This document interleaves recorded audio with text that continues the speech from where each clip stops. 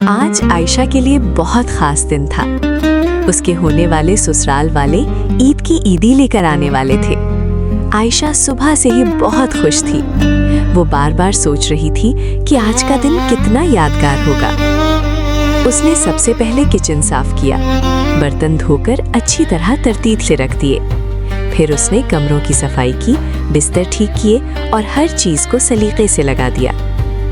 उसके बाद वो सहन में गई और वहाँ पड़े सोफे साफ करके खूबसूरत तरीके से सेट कर दिए ताकि मेहमान आए तो सब कुछ अच्छा लगे।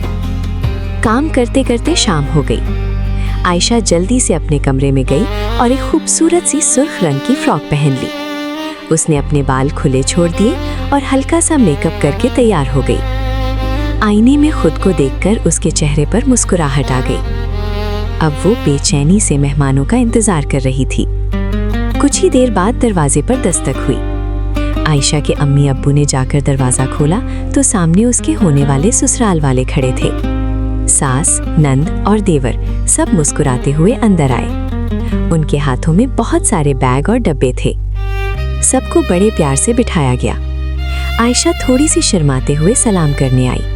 फिर उसने किचन में जाकर खाना लगाया। सब लोग मिलकर बैठे और खुशी खुशी खाना खाया। घर में हंसी मजाक और बातों का खूब माहौल था। खाने के बाद सास ने मुस्कुराकर कहा, आयशा बेटा, ये तुम्हारी पहली ईदी है हमारी तरफ से। फिर उन्होंने एक बैग उसके सामने रखा।